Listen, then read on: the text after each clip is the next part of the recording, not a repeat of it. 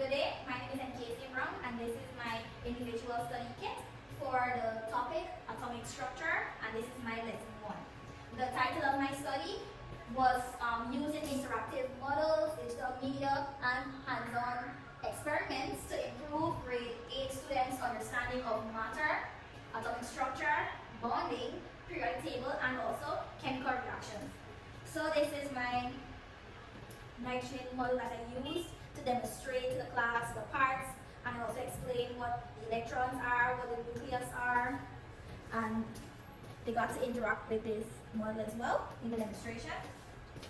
After that, for a group activity, students had the chance to create their own atom using Play-Doh, and before they put the Play-Doh on this paper, it was a blank sheet with just the shells only, templates of the shell.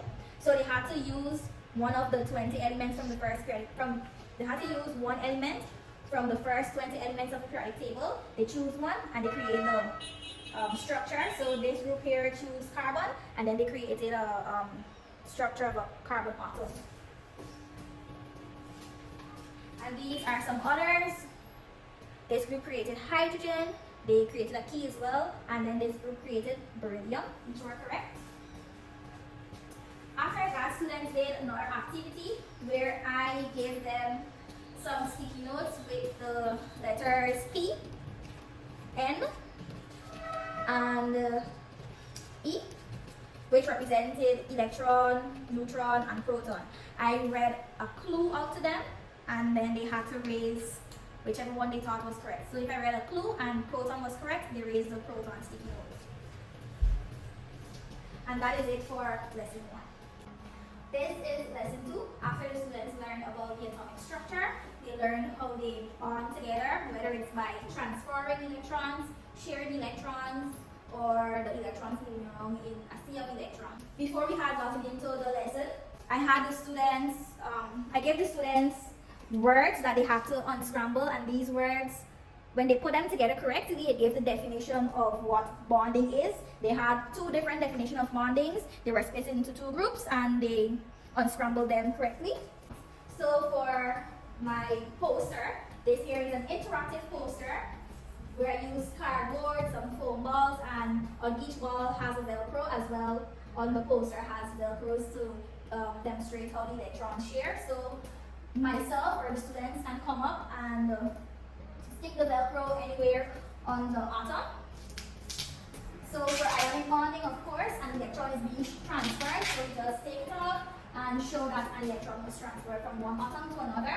For the covalent bonding, the electrons share. So I had the students come up and demonstrate how they share. So the hydrogen shares with oxygen. Next one, for metallic bonding, the sea of electrons, delocalized electrons. Students basically came up and stick the balls anywhere to show that the electrons are delocalized and freely moving around the metal ions. And then for the last activity, we did bingo, where they were given bingo cards with keywords like covalent bonding, ionic bonding, electron sharing, sea of electron, metallic bonding, and so forth.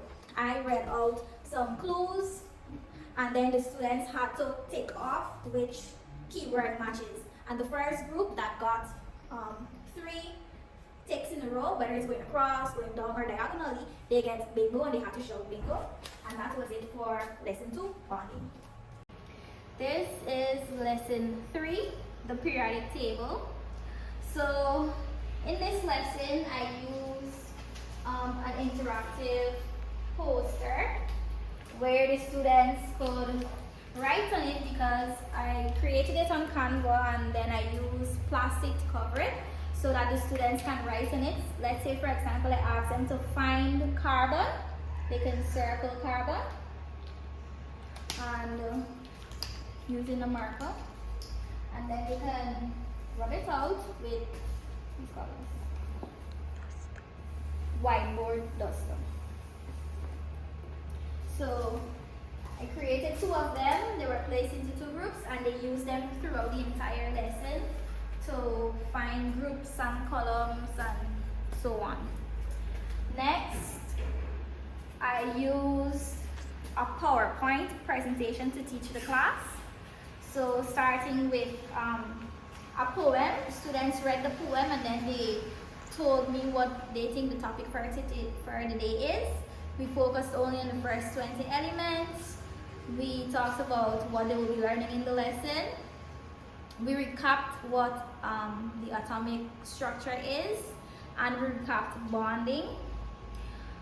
I explained to them what periodic table is. I talked about the history of the periodic table, the three main persons who are involved in creating it. I told them how the periodic table is organized with groups and columns. I also taught them how to read each box on the periodic table. So let's say for iron, we talked about the symbol and the name, the atomic number, the mass, and so on, how they can read it so they will know what they're looking at. Because we're focusing only on the first 20 elements, I showed them a picture of the first 20 elements. I let them identify some and where we can find them. Then we use a mnemonic of 2 sentences. The first sentence take care of the first 10 elements, and then the next set of from 11 to 20 was a sentence for the 11th to the 20th element. So they read a sentence, and then each first letter of that sentence represented the element. Let's say, for example, hi, he likes bear but could not offer full noodles. The H in the hi is for hydrogen. The H in the he is for helium. The L in the likes is for lithium, and so on. After that, we use the periodic table song, focusing only on the first 20 elements. There's hydrogen and helium, but we never really are born. Rubbing everywhere, make a candle through the air. Oxygen, some before your pretty teeth. We want to light up the sign, sodium for salty times. Magnesium, aluminum, silicon, phosphorus, and sulfur, chlorine, and argon, potassium, calcium, so yogurt trans. Good. So after that song, we repeated it, we learned it. After that, we did our activity on the slide. We learned the periodic table song. We did some worksheets, which I will show you shortly. And also, we played a game named Element Snap, where I have cards with the element's symbol and the element's name. So, and I shared them out to each student, and they had to find their partner who had the matching symbol or name. So, for example, someone had hydrogen, another person had capital H, so they had to find each other and pair them up. And for the worksheet, we did that on the board. The worksheet was also an exit ticket. So in groups, they answered the questions presented, and then they could have left. So the first question was, what does the period or the column tell you? They answered, it is the number of electrons in the outer shell. The symbol for calcium, Ca, which has noble gases, group 18, and they name one element that is metal and one is non-metal. And that was it for lesson 3. This is lesson 4, where the students did chemical reactions. In this lesson, we did an experiment to show the students how different chemicals react together. For this activity, I used a metal strip and dilute hydrochloric acid to demonstrate a metal-acid reaction. Before the experiment, students were asked to predict what they thought would happen when the metal and acid was placed together. When the metal strip was added, students observed bubbles forming. I explained that these bubbles showed the release of hydrogen gas, which is evidence that a chemical reaction took place and that a new substance was formed. This experiment helped students identify key signs of a chemical reaction, such as gas production, and made the concept more meaningful because they could actually see it happening. After that experiment, we did a little activity in groups of 4, where the students were given mysterious scenario cards, and they had to play detectives and unlock the mysteries.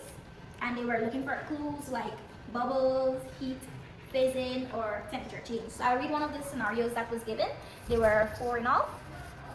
So this scenario here says, a shiny metal strip is placed into a test tube containing a shiny metal strip is placed into a test tube containing a clear liquid.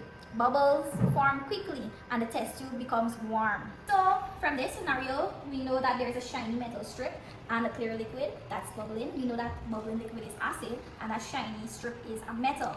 And therefore, the clues we're looking for here is a reaction between a metal and an acid, which gives us bubbles. And also students can say that this reaction created heat, therefore it is exothermic.